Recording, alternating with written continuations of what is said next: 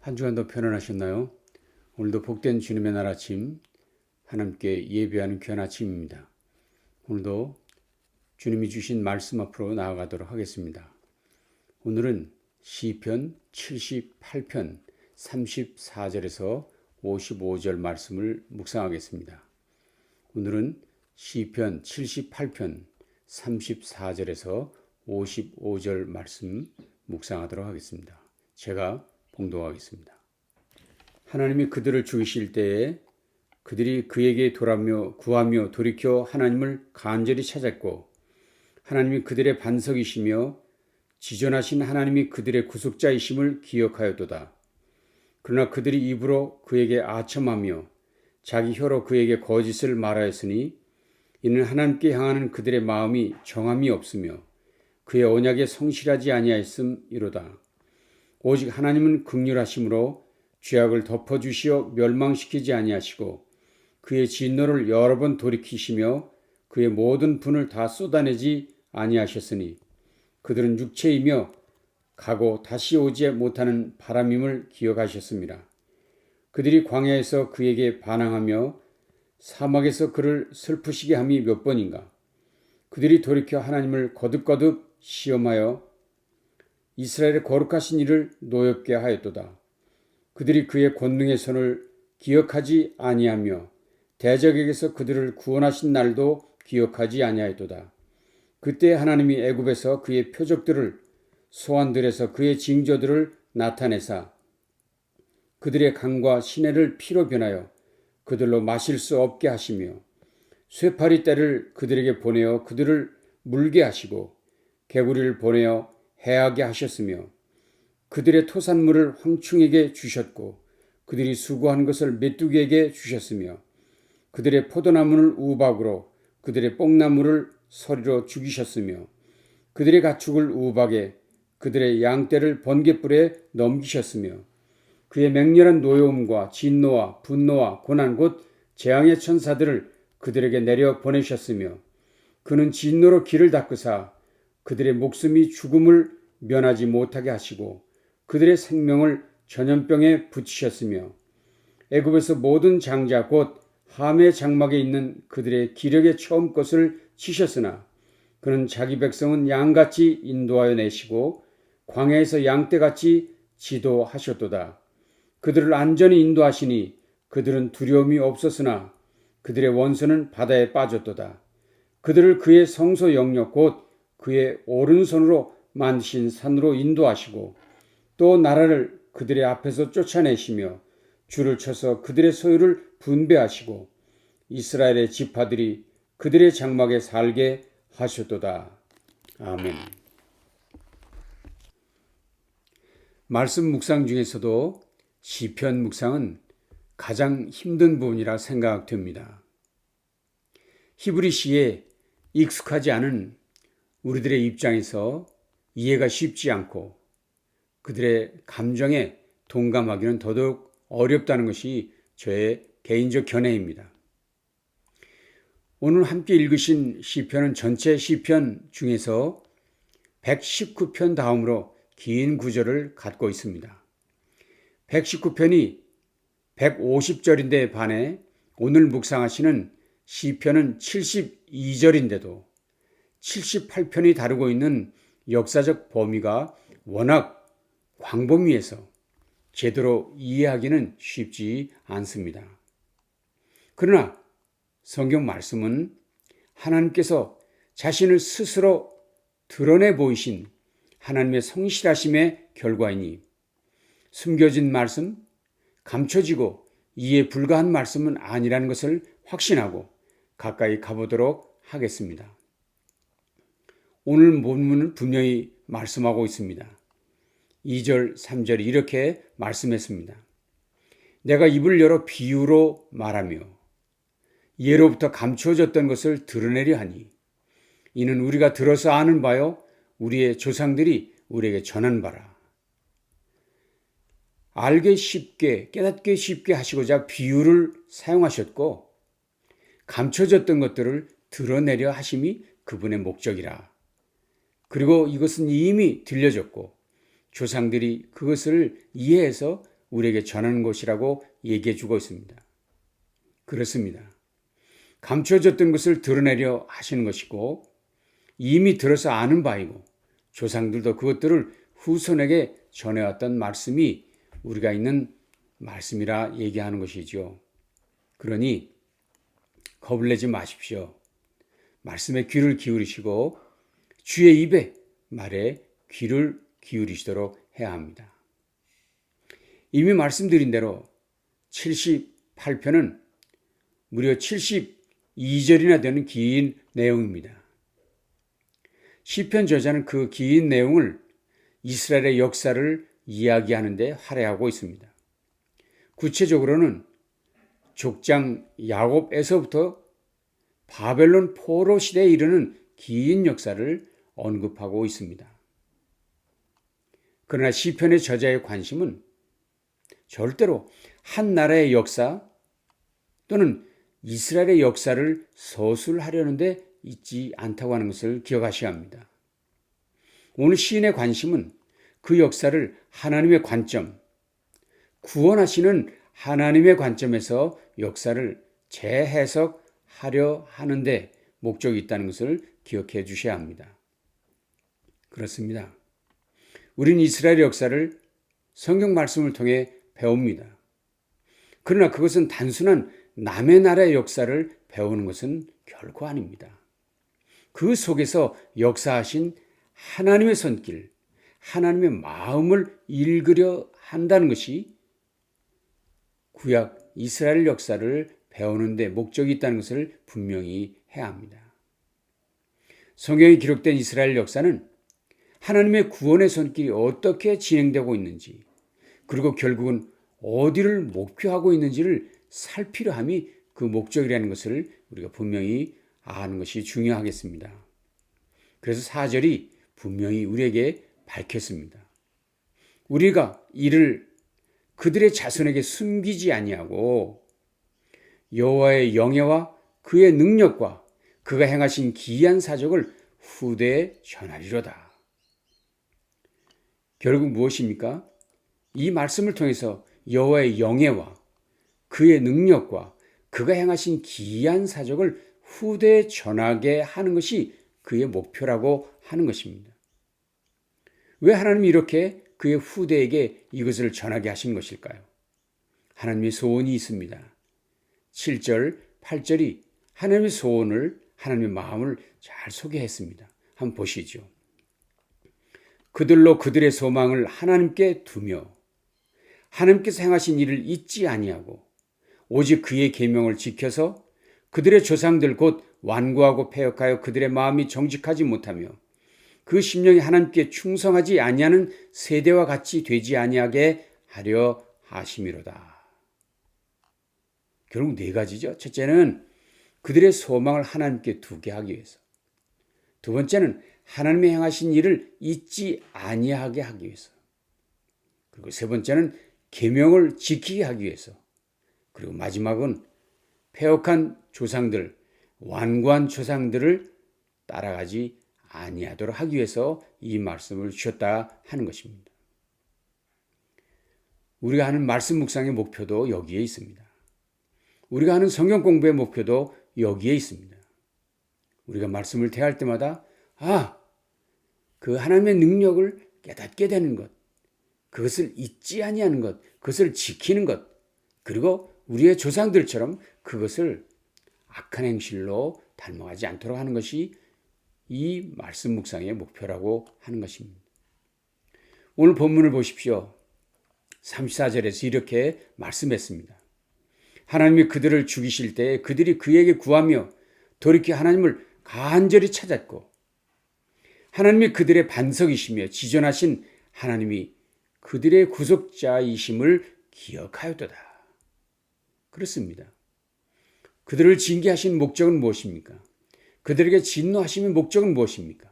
돌이켜 하나님을 간절히 찾게 하려는 데 목적이 있다는 것을 본문은 말하고 있습니다.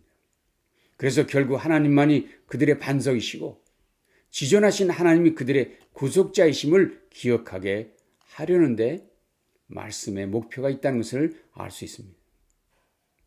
특별히 하나님께서는 이스라엘 백성에게는 물론 이방 민족에게도 자신을 잘 드러내 보이셨습니다. 특별히 이스라엘 백성들은 하나님의 역사를 누구보다도 확실히 경험한 사람들입니다. 그들의 성전이 불탔습니다. 성벽이 무너졌습니다. 임금의 두 눈이 뽑히고 쇠사슬에 묶여 끌려갔습니다. 백성들은 이방 나라의 포로가 되어가는 일들이 있었습니다. 그러나 그 모든 일들의 목표는 무엇이었습니까? 결국 그런 일들을 통해서 하나님을 간절히 찾게 하려 함의 목표가 있다는 것을 알 수 있습니다. 이 일을 통해서 하나님만이 반석이시고 이 일을 통해서 하나님만이 구원자이심을 알게 하려는 데 목표가 있었다는 것을 알 수 있습니다. 우리도 마찬가지입니다. 우리의 지난 날들 속에 있었던 가슴 아픈 일들, 힘겨웠던 일들은 결국 우리의 시선을 그분께 향하도록 만드시려는 하나님의 외침, 목적이었다는 것을 우리는 기억해야 합니다. 그런데 문제는 그런 하나님의 마음을 여전히 깨닫지 못하고 여전히 진심으로 하나님께 나아가지 아니하고 여전히 아첨과 거짓으로 나아가고 있는 것이 우리의 문제라는 사실입니다. 징계를 받을 때 그저 겉으로만 형식적으로만 회개하는 척 했다는 것입니다. 오늘 본문이 그것을 지적하고 있습니다. 그러나 그들이 입으로 그에게 아첨하며 자기 혀로 그에게 거짓을 말하였으니 이는 하나님께 향하는 그들의 마음이 정함이 없으며 그의 언약에 성실하지 아니하였음이로다. 그렇습니다. 결국 하나님 앞에 성실하지 못했던 그들이 그래도 살아남을 수 있었던 이유가 있었다면 오직 그분의 긍휼하심 때문이었습니다. 그들이 여전히 살아남을 수 있었던 것은 죄악을 덮어주시어서 망하지 않게 하시려는 그분의 사랑 때문이었습니다. 58절이 그렇게 말씀하죠. 38절이 그것을 말씀했죠. 오직 하나님은 긍휼하심으로 죄악을 덮어주시어 멸망시키지 아니하시고 그의 진노를 여러 번 돌이키시며 그의 모든 분을 다 쏟아내지 아니하셨으니. 그렇습니다. 만약 하나님께서 그분의 진노하심대로 하셨다면 이스라엘 모든 멸망하고 말았을 것입니다. 그러나 하나님께서는 이스라엘을 너무나도 잘 아셨습니다. 그들이 육체뿐이며 다시 돌아오지 못하는 바람뿐임을 그분은 너무나도 잘 아셨습니다. 그래서 차마 그들에게 더 이상의 심판을 주실 수 없었던 것이죠. 39절이 그것을 고백했습니다. 그들은 육체이며 가고 다시 오지 못하는 바람임을 기억하셨습니다. 그래서 진노하시다가도 징계하시다가도 멈추시고 또 돌아보시고 멈추시고 또 그들을 건져주셨다는 말씀입니다. 그러면 이쯤 되면 정신을 차려야 되지 않을까요? 그런데도 불구하고 그런 하나님의 사랑이 부어지고 있는데도 불구하고 그들은 반항을 거듭했습니다. 하나님을 시험하는 일이 한두 번이 아니었습니다. 하나님을 노엽게 한 일이 한두 번이 아니었습니다. 그들 중에 누구도 하나님의 손을 기억하며 구원의 은혜를 깨닫는 자가 없었다고 성경은 말하고 있습니다. 40절, 41절, 42절입니다. 그들이 광야에서 그에게 반항하며 사막에서 그를 슬프시게 함이 몇 번인가. 그들이 돌이켜 하나님을 거듭거듭 시험하며 이스라엘의 거룩하신 일을 노엽게 하여도다. 그들이 그의 권능의 손을 기억하지 아니하며 대적에게서 그들을 구원하신 날도 기억하지 아니하였도다. 그렇습니다. 이것이 이스라엘 백성, 소위 택함받은 백성들의 모습이었습니다. 그런데 생각해보니 우리도 예외는 아니었다는 것입니다. 오늘 본문을 보시면 하나님은 이방 가운데서도 보란듯이 하나님의 능력을 나타내셨었습니다. 그들이 하나님 앞에서 어떤 징계를 받는지 이스라엘은 두 눈으로 두 귀로 확인할 수 있도록 해주셨습니다. 그것이 바로 애굽에서 행하신 10가지 재앙이었습니다. 나일강이 피로 변했습니다. 개구리떼, 파리떼, 메뚜기떼, 그리고 우박 등이 바로 그런 일들이었고, 그때마다 이스라엘 백성은 보호되고 구원받는 일을 보게 해주셨습니다. 하나님 심지어 모든 짐승의 첫 새끼들과 장자들을 다 죽이시기까지 하셨습니다. 그런 속에서도 이스라엘을 보호해 주시고 이스라엘을 지켜주셨습니다. 그렇게 놀랍게 역사하신 그분께서는 유독 이스라엘 백성에겐 특별하셨습니다. 오늘 본문을 보면 양같이, 양떼같이 인도하시고 돌보셨다고 말씀하고 있습니다. 저는 본문 중에서 이 말씀 양같이, 양떼같이 돌보시고 인도하셨다는 말씀이 가슴에 와 닿았습니다. 무슨 의미일까요? 양 한 마리 한 마리에 대한 개별적 관심과 보호는 물론이었지만 때로서 공동체적으로서 민족적으로 지파적으로 그들을 돌보시고 인도하셨다는 것입니다. 때로는 가족이 함께 지파 전체가 그리고 민족 전체가 은혜를 입은 일이 한두 번이 아니었다는 것입니다. 이런 정말 놀라운 일입니다. 그들 모두를 맹수들 가운데서 보호해 주셨습니다. 사막에서 먹이시고 마시게 하셨습니다. 이스라엘을 추적했던 애굽의 군사들을 바다에 모두 수장시켜 버리셨습니다. 이스라엘의 목전에서 말입니다. 그리고 결국은 하나님께서 그들 모두를 거룩한 산으로 인도하셨습니다. 그리고는 나라들을 그들 앞에서 쫓아내시고 경계를 주시며 살만한 땅도 주셨던 것입니다. 이스라엘 향한 하나님의 사랑은 정말 특별했습니다. 이것이 이스라엘 가운데 역사하신 하나님의 손길이었습니다. 이것이 이스라엘을 대하신 하나님의 인도하심이었습니다. 이 사실을 잊지 말아야 합니다.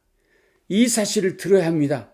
이 사실을 있는 대대로 전해주어야만 합니다. 더 놀라운 사실은 이런 놀라운 일들이 유독 이스라엘에게만 해당하는 일이 아니라는 것입니다.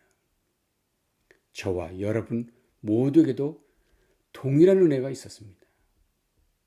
과연 우리가 어떻게 여기까지 온 것일까요?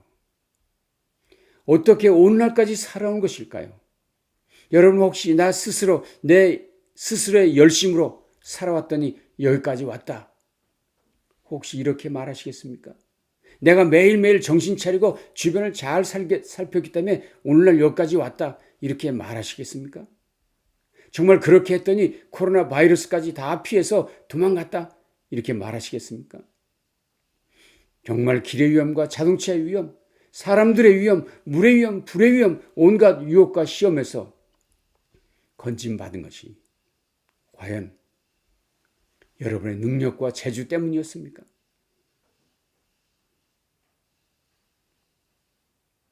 저는 이 즈음에서 여러분이 잘 아시는 복음성가 한 구절이 기억납니다. 하나님 한 번도 나를 실망시킨 적 없으시고 언제나 공평과 은혜로 나를 지키셨네. 지나온 모든 세월들 돌아보아도 그 어느 것 하나 주의 손길 안 미친 것 전혀 없네. 오 신실하신 주, 오 신실하신 주, 내 너를 떠나지도 않으리라. 내 너를 버리지도 않으리라. 이 고백이 복음성가 가수의 고백일 뿐이겠습니까? 아닙니다. 결코 아닙니다. 우리 모두의 고백입니다. 우리 모두의 찬양입니다. 그렇습니다. 주의 손길 안 미친 것 전혀 없습니다. 한 번도 나를 실망시킨 적도 없으십니다. 약속하셨던 그 약속을 지키사 영원토록 지켜주실 그분인 것을 믿습니다. 이제 그 사실을 증거하십시다. 이 사실을 전파하십시다. 무엇보다도 우리 자녀 손들에게 그리고 이웃들에게 힘있게 증거하시길 바랍니다. 아멘. 기도하겠습니다. 존귀하신 아버지, 오늘 우리를 이토록 사랑하시고 오늘 우리를 이토록 돌보시고 인도하시니 너무나도 놀랍고 감사합니다. 이 놀라운 사랑이 우리의 지난 삶 속에서 함께한 것을 깨닫고 믿습니다. 이제 이 주님이 오늘도 영원토록 자자손손 우리와 함께 하실 것을 믿사오니 이 사실을 증거케 하시고 이 사실을 대대손손 전파하는 우리의 삶이 될 수 있도록 도와주시옵소서. 오늘도 남은 하루, 우리의 남은 인생이 주님의 기쁨과 자랑이 되도록 함께해 주시옵소서. 예수님 존귀하신 이름으로 간절히 축복하며 기도합니다. 아멘. 남은 날도 주님과 동행하시는 귀한 날 되시기를 바랍니다.